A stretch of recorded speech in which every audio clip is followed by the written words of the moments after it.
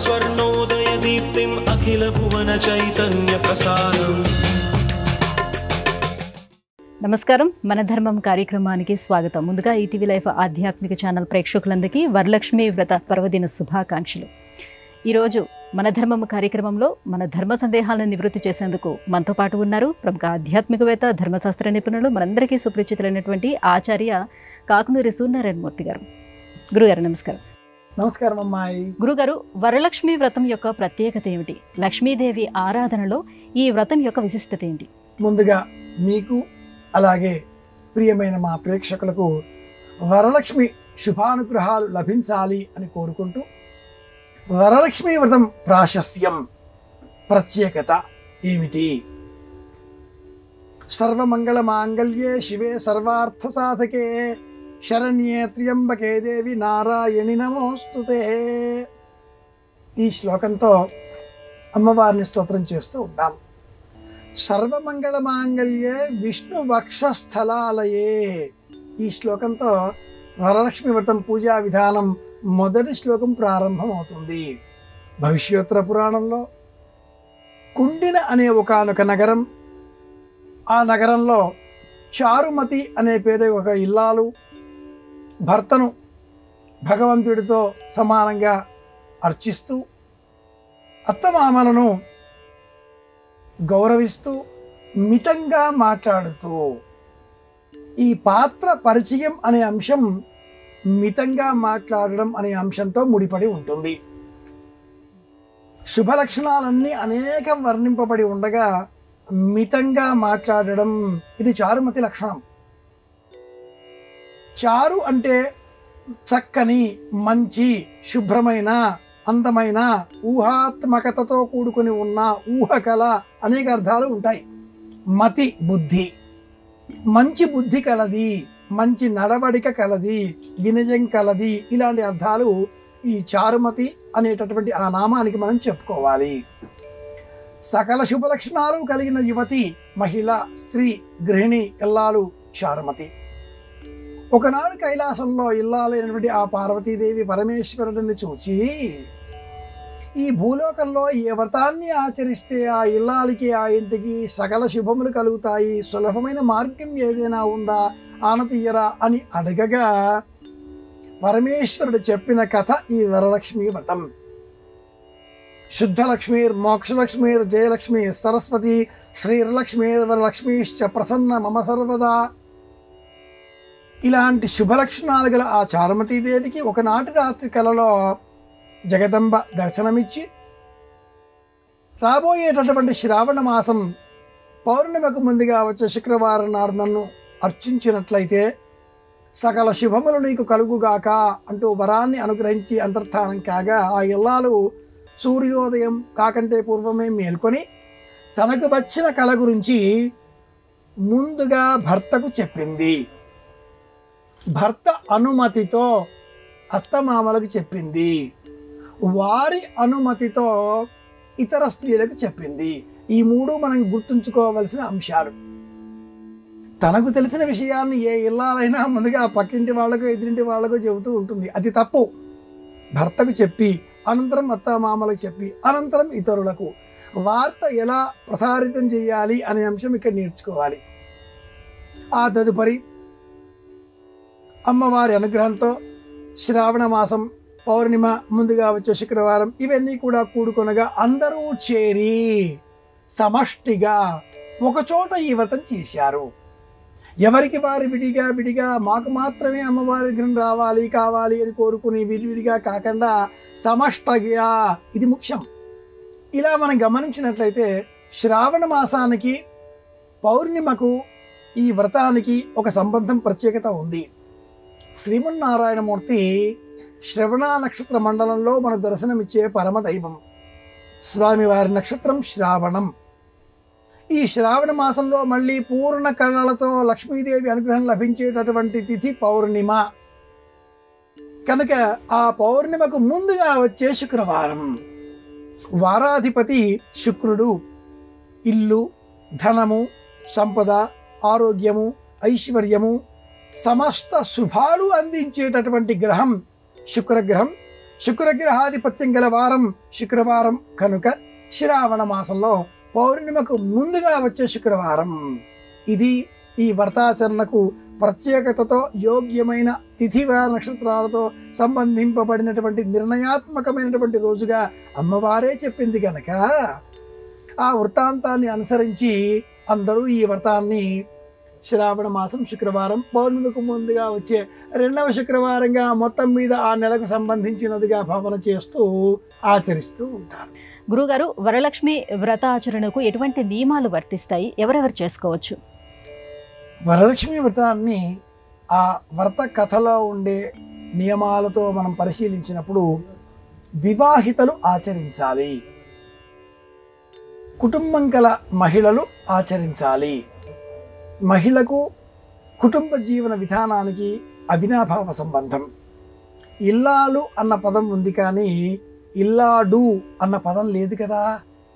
అత్త, మామ, భర్త, పిల్లలు, ఇలా ఒక కుటుంబం ఏర్పడినటువంటి గృహిణి కుటుంబంలో ప్రశాంతత, ఐశ్వర్యం, ఆరోగ్యం, ఆనందం అనేవి ఆ కుటుంబానికి సముపార్జించి పెట్టడం కోసం ఈ వ్రతాన్ని ఆచరించాలి. ఇది అతి ముఖ్యమైనటువంటి విషయం. ఎవరు ఆచరించాలి అన్నప్పుడు వివాహితలు, కుటుంబం గల మహిళలు ఈ వ్రతాన్ని ఆచరించవచ్చు. మరి ఇతరులు అనగా వివాహం కాని కన్యకలు లేదా కుటుంబం ఇంకా ఏర్పడనటువంటి పరిస్థితుల్లో ఉన్నవారు, కుటుంబం కలిగినప్పటికీ అనివార్య కారణాల చేత వైయక్తిక వ్యక్తిగత జీవితం గడుపుతున్నవారు, ఇటువంటి మహిళలు కూడా ఈ వ్రతాన్ని ఆధునిక జీవన సంప్రదాయాలకు అనుసరించి ఈ వ్రతాన్ని ఇతరుల చేత ఆచరింపజేసి తాము కర్తగా యజమానిగా చూచి కూర్చొని ఆ పుణ్యఫలాన్ని తాము పొందవచ్చు అని కూడా మార్గాంతరాన్ని ధర్మశాస్త్రం సూచిస్తుంది. తాము ఆచరించడానికి యోగ్యత లేని సందర్భాలలో ఆచార్య వరణి అనే పేరిట ఈ వ్రతాన్ని అర్హత గల ఆ వ్యక్తుల చేత ఆచరింపజేసే విధానం కూడా ఒకటి ఈ వ్రత పరిభాషలోనే చెప్పబడి ఉంది. భవిష్యోత్తర పురాణాన్ని అనుసరించి వ్రత నియమావళిలో మహిళలు ఇలా తమకు ఆచరించడానికి యోగ్యత లేని కాలం అయినప్పుడు కూడా ఈ వ్రతాన్ని ఇతరుల చేత ఆచరింపజేయవచ్చు అనేటటువంటి మార్గాంతరాన్ని కూడా మనం పాటించవచ్చు. కానీ ప్రాథమికంగా వివాహితలు, కుటుంబం గల మహిళలు ఈ వ్రతాన్ని తప్పనిసరిగా ఆచరించాలి. ఏ విధమైన తారతమ్యాలు, కుల మత వర్గ వర్ణ విచక్షణలు లేకుండా సర్వే సర్వులు అందరూ కూడా ఈ వ్రతాన్ని ఆచరించవచ్చు.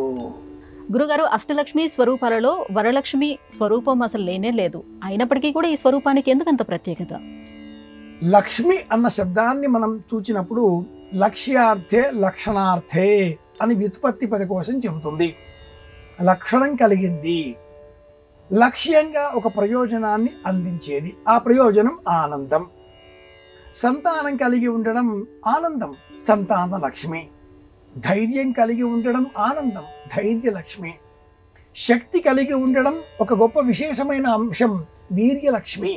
ఇలా ధాన్యలక్ష్మి, విజయలక్ష్మి, వీర్యలక్ష్మి, శౌర్యలక్ష్మి, సంతానలక్ష్మి, అష్టలక్ష్ములుగా చెప్పే ఈ రూపాలన్నీ కూడా విష్ణు పురాణంలో వివరింపబడి ఉండగా భవిష్యోత్తర పురాణంలో శుద్ధలక్ష్మీర్ మోక్షలక్ష్మీర్ జయలక్ష్మి సరస్వతి శ్రీర్లక్ష్మీర్వరలక్ష్మీశ్చ ప్రసన్న మమ సర్వదా.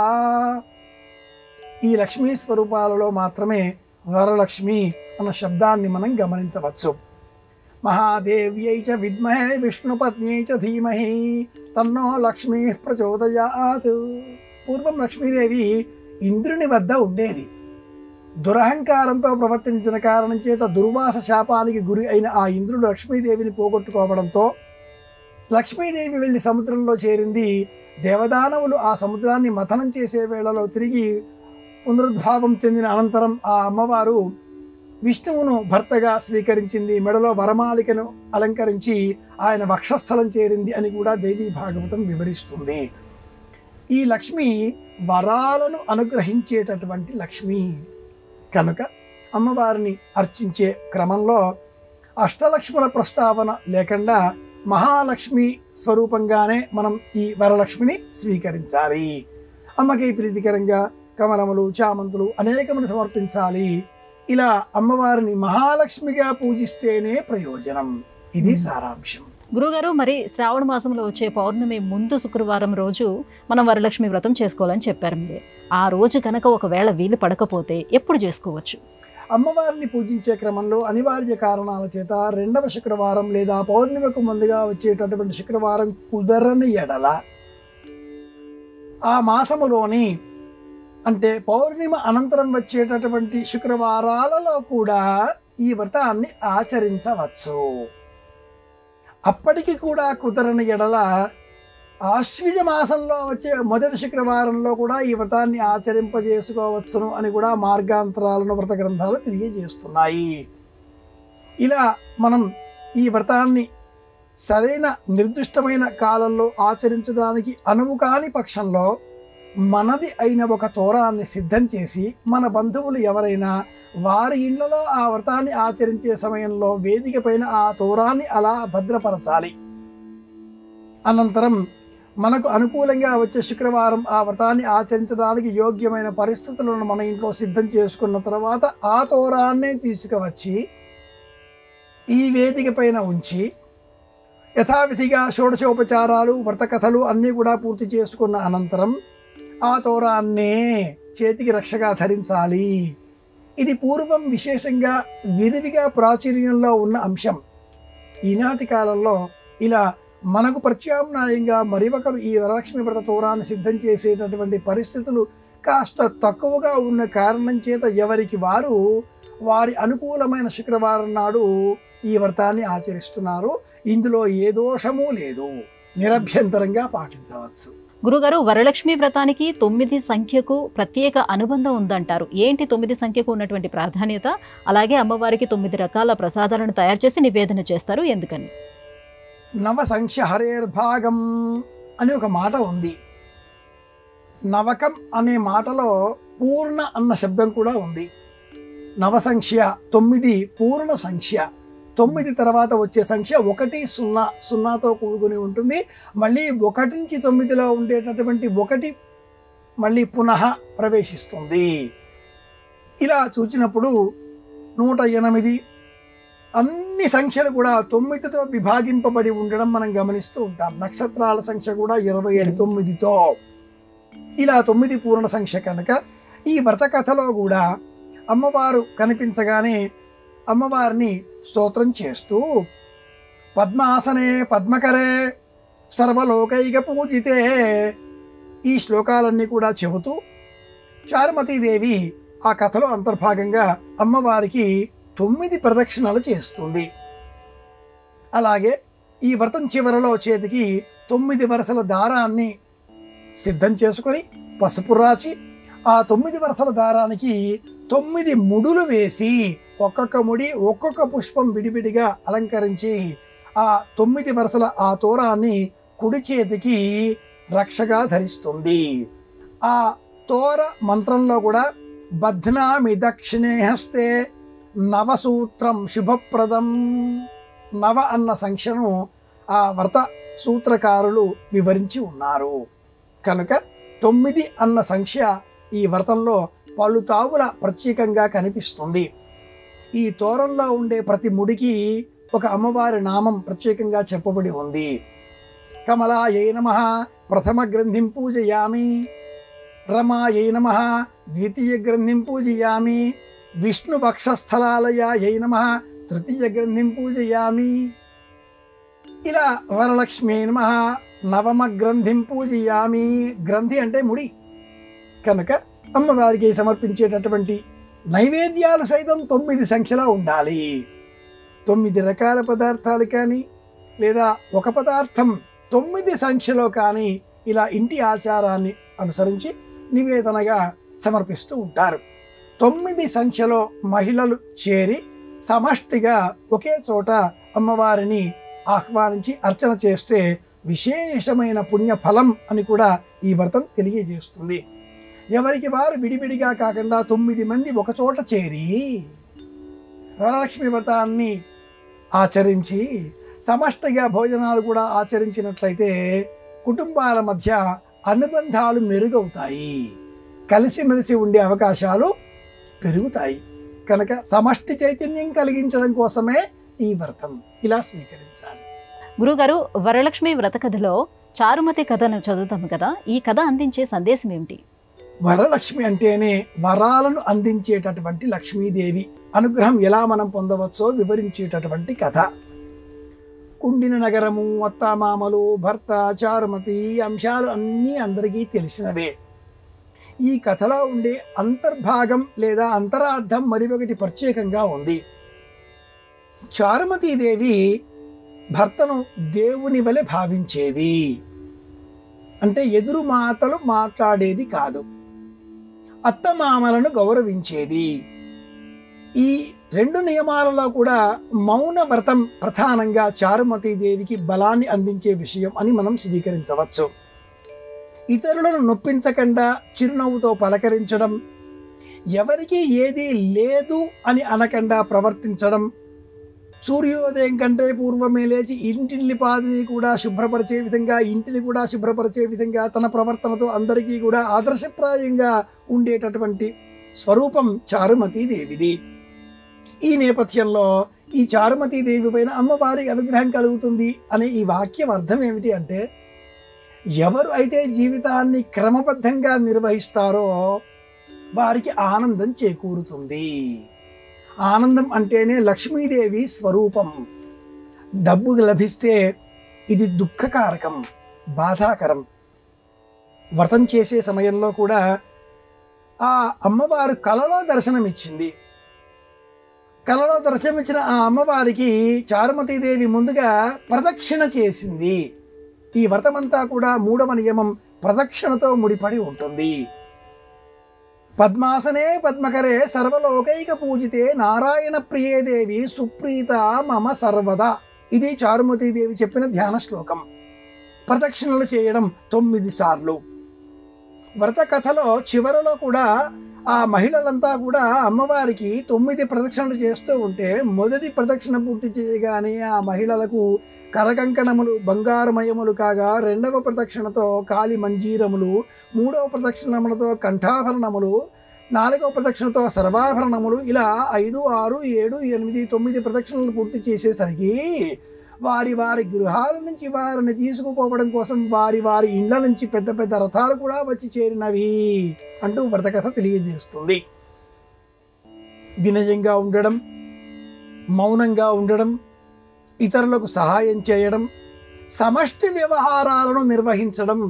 చారుమతీదేవి ఈ వ్రతాన్ని కలలో నాకు మాత్రమే చెప్పింది కాబట్టి నేను మాత్రమే చేస్తాను, ఆ సంపద నాకు మాత్రమే కావాలి అనే స్వార్థ బుద్ధితో కాకుండా, భర్త అనుమతితో అత్తమామలకు, వారి అనుమతితో ఇతరులకు, ఇలా అందరికీ చెప్పి అందరినీ కలుపుకొని ఈ వ్రతం చేసింది. వ్రతం తాను కాకుండా ఇతరుల చేత ఆచరింపజేసింది. వ్రతాన్ని ఆచరించే సమయంలో యోగ్యులైన అర్హత గల వారిని కూడా పిలిపించి వారికి బియ్యం వాయనంగా అందించింది. ఈ వ్రతంలో ఉండే అత్యంత విశేషమైన అంశం మొగలి ఆకులను వినియోగించడం. అన్ని పుష్పాలు వినియోగించడం ఒక ఎత్తు, మొగలి ఆకులను వినియోగించడం ఒక ఎత్తు. శివుడి శాప కారణంగా మొగలి పువ్వుకు పూజార్హత లేకుండా పోయింది.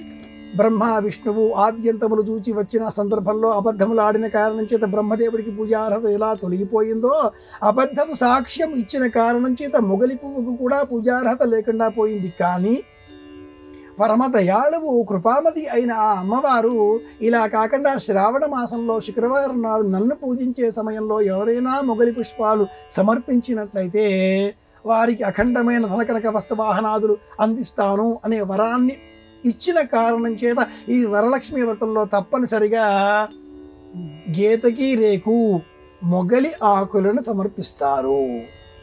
లక్ష్మి రావే మా ఇంటికి, క్షీరాబ్ధిపుత్రి వరలక్ష్మి రావే మా ఇంటికి. మహిళలు పాడుకునే ఈ పాటలలో లక్ష్మీ రావే మా ఇంటి వెనుక సన్నాగా తంగి పువ్వులు మేలిమైన పారిజాతమ్ములు మాతా నీకు ప్రీతితోడ ప్రియముతో సమర్పించే మమ్మ లక్ష్మి గేదంగి రేకులు మొగలి పువ్వులు. తప్పనిసరిగా ఈ వ్రతంలో మహిళలు అమ్మవారికి చారుమతీదేవి కూడా అలంకరించుకున్నట్లుగా చెబుతారు కనుక మొగలి పువ్వులు తాము అమ్మవారికి సమర్పించాలి, తాము కూడా ధరించాలి. 8 అనే సంఖ్యలో ఈ మొగలి పువ్వును సిద్ధం చేసి శిరస్సులో ధరించడం, అందులో ఒక తీగ ఇలా బయటికి తీసుకువచ్చినట్లుగా అలంకరించుకోవడం తెలుగువారికి చెందిన సొగసైన విషయం. ఇది విశేషం.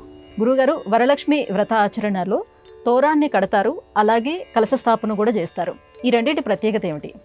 ఈనాటి కాలంలో ఏ వ్రతమైనా తమ కోసం చేస్తున్నారా, లోకం కోసం చేస్తున్నారా అనే ప్రశ్న ఉత్పన్నం అయ్యే విధంగా అందరూ ఆచరిస్తున్నారు. వరలక్ష్మి వ్రతం అనగానే వరలక్ష్మీదేవికి కూడా చెమట పట్టేంతగా, భయం కలిగించేంతగా అలంకరిస్తున్నారు. కలశ స్థాపన ఒక నియమం, ఒక పద్ధతి. అంతేగాని అలంకరణలు, ఆడంబరాలలో అమ్మవారికి నిజంగా ఒక రూపాన్నే కలిగించి మనం కూడా ఉలిక్కి పడేంతగా ఇలా ఆచరించమని ఆ వ్రతంలో ఎక్కడా చెప్పబడలేదు. కలశ స్థాపన అంటే రాజలోహంతో చేయబడిన చెంబు, వెండి, ఇత్తడి, కంచు, రాగి, బంగారం, ఇవే 5 రాజలోహాలు.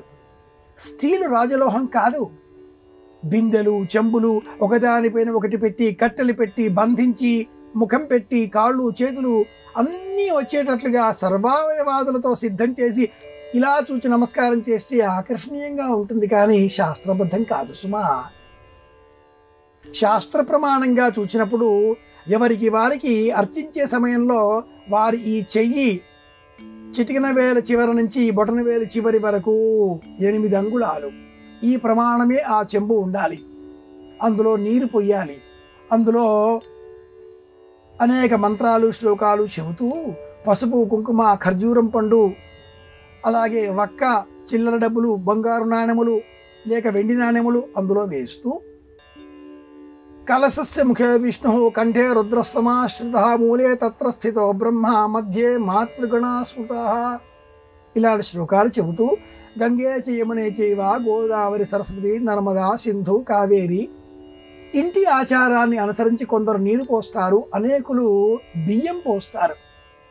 ఆ పోసిన ఆ బియ్యం, ఆ కలశం పైన కొబ్బరికాయ పూర్ణ ఫలం, పొట్టు తీయనిది, ఇది నిలువుగా పెట్టకూడదు, అడ్డంగా పరుండబెట్టాలి. అనేకులు నిలువుగా పెడతారు. రవిక కణము ఇలా టోపీ వెల బోర్లించవచ్చు కదా అని కూడా ఆలోచన చేస్తారు. ఇక్కడ అలంకరణ లేదు.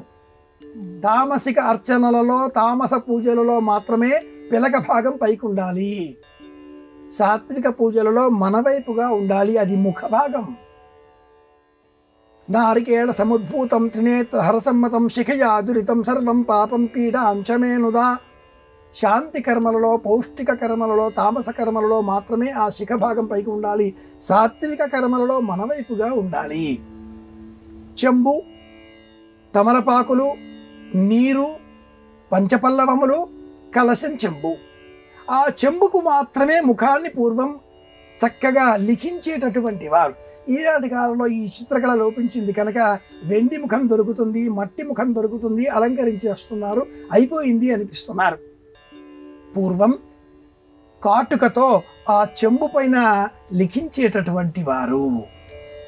ఏమైతేనేం కలశ స్థాపన ఒక ప్రత్యేకమైన అంశం. వేదిక పైన 5 పిడికిళ్ళ జొన్నలు, గోధుమలు, బియ్యము, నువ్వులు, ఏదైనా ఒక ధాన్య విశేషం, ఆ పైన మళ్ళీ తమలపాకులు, చెంబు, అందులో నీరు, ఇతర విశేషాంశ ద్రవ్యాలు, పంచపల్లవాలు, ఆ కొబ్బరికాయ, ఆ పైన రాకెట్ బట్ట, చీర ఇలా అడ్డంగా ఆ పైనుంచి కప్పుగా కప్పాలి.